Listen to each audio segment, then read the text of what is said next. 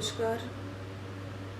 ACCE MTT की next class में आपका स्वागत है।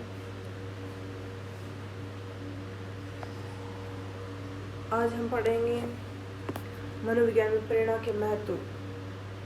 सीखने की मनोविज्ञान में प्रेरणा की क्या महत्व है उसका वर्णन करो।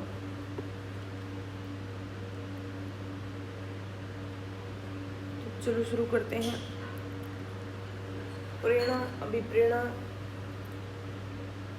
या मोटिवेशन, ये प्रेरणा का क्या अर्थ है। किसी व्यक्ति या बालक में किसी कार्य को करने की इच्छा या उत्सुकता प्रेरणा, अभिप्रेरणा कहलाती है, मोटिवेशन कहलाता है। जैसे स्वामी विवेकानंद जी का कथन था कि उठो जागो और लक्ष्य प्राप्ति तक मत रुको, के एक कथन हो गया कि मोटिवेशन है, एक प्रेरणा मिलती है इसे कि उठो जागो और जब तक लक्ष्य की प्राप्ति न हो तब तक मत रुको।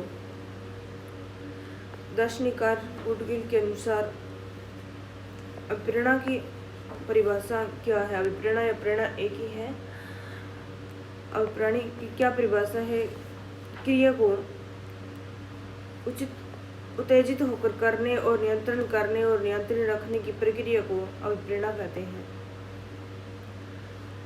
अभिप्रेरणा दो प्रकार की होती है, आंतरिक अभिप्रेरणा और बाह्य अभिप्रेरणा। आंतरिक अभिप्रेरणा है खुद से प्रेरित होकर की जाती है,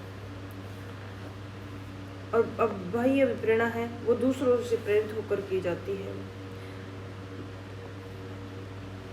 जैसे क्लास में कोई स्टूडेंट फर्स्ट आया है तो अन्य बालकों के लिए वह सीखने की योग्य बन गया, फिर दूसरे बच्चे हैं वो उससे सीखे कि हमें भी नेक्स्ट क्लास में फर्स्ट आना है, तो अभी से उसे वो दूसरों के लिए क्या हो गया, प्रेरित हो गया, उसे प्रेरणा मिलती है। तो ये हो गया बाह्य प्रेरणा। और आंतरिक प्रेरणा खुद से प्रेरित होकर के खुद में लगन होती है उस काम को लेकर, खुद में रुचि होती है उस काम को लेकर, खुद प्रेरित होते हैं उस काम को लेकर के, क्या होता है, आंतरिक प्रेरणा होती है।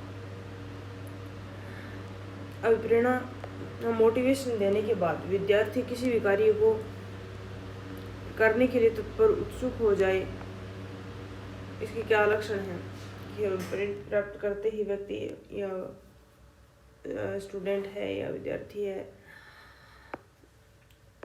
ऐसे कैसे पता हो कि हाँ ये प्रेरित है या प्रेरित है, ये मोटिवेट है।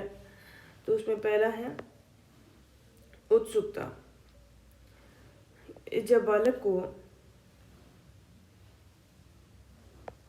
को किसी कार्य के प्रति प्रेरित या मोटिवेशन किए जाते हैं तो उनमें कार्य के प्रति उत्सुकता, इच्छा दिखाई दे तो समझे कि बालक सीखने के लिए तैयार है।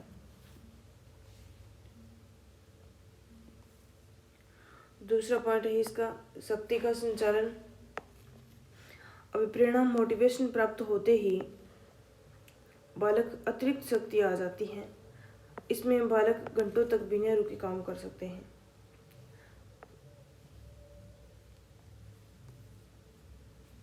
नेक्स्ट पॉइंट है इसका निरंतरता। अभिप्रेरित बालक निरंतर कार्य में लगे रहते हैं जब तक कि लक्ष्य प्राप्ति न हो जाए। जैसे प्रथम श्रेणी लक्ष्य बनाते ही छात्र पूरे वर्ष पढ़ाई में लगे जाते हैं। नेक्स्ट पॉइंट है इसका कि लक्ष्य प्राप्ति से बेचैनी दूर होना। अब प्रेरणा से जो व्यवहार प्रकट होते हैं वे लक्ष्य प्राप्ति के बाद संतोष अनुभव करते हैं। नेक्स्ट पॉइंट है कि ध्यान केंद्रित होना। अब प्रेरणा प्राप्त करते ही बालक क्रिया में ध्यानरत हो जाता है। अभिप्रेरित व्यवहार में बालक कई प्रकार के उद्देश्यों से प्राप्त करने का प्रयास करता है। ये थे विपरीत व्यक्ति के, बच्चे के, विद्यार्थी के लक्षण।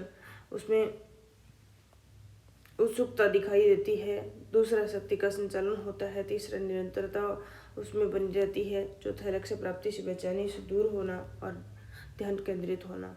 तो इसका मतलब विद्यार्थी है वो सीखने के लिए तैयार है। अभिप्रेरणात्मक व्यवहार, अभिप्रेरणात्मक व्यवहार की गुण और विशेषता। अभिप्रेरणात्मक, अगर मोटिवेटेड कोई इंसान है या उसमें क्या गुण होते हैं, क्या विशेषता होती है, जानते हम। अभिप्रेरणा किसी भी कार्य को करने की इच्छा शक्ति होती है। दूसरा पॉइंट है कि अभिप्रेरणा पूरे जीवन भर चलती है। अभिप्रेरणा है वो पूरे जीवन भर चलती है, न कि 1-2 दिन या 6 महीने, ये नहीं। अगर मोटिवेटेड इंसान होता है उस कार्य को जीवन भर करने के लिए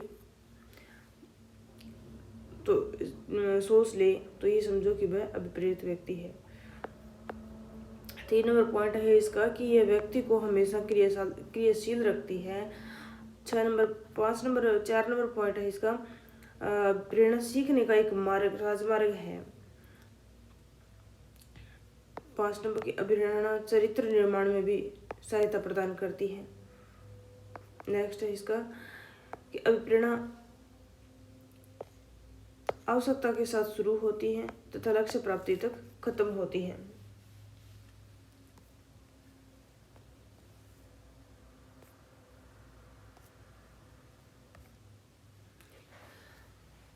तो प्रेरणा और प्रेरणा क्या होती है ये हमने इसमें जाना। इसमें गुडगिल ने बता दिया और कि ये उत्तेजित करने की जो शक्ति है वही प्रेरणा है। आंतरिक प्रेरणा होती है और बाह्य प्रेरणा उससे होती है। अगर उत्सुकता, शक्ति का संचालन, निरंतरता, लक्ष्य प्राप्ति की बेचैनी दूर होना और ध्यान केंद्रित होना के लक्षण दिखाई देते तो ये मोटिवेटेड इंसान है और यह प्रेरणा के गुण और विशेषता। नेक्स्ट क्वेश्चन है कि रुचि का अर्थ स्पष्ट कीजिए और परिभाषित करते हुए सविस्तार वर्णन करो। ये क्वेश्चन करेंगे हम नेक्स्ट क्लास में। आज के लिए बस इतना ही। धन्यवाद।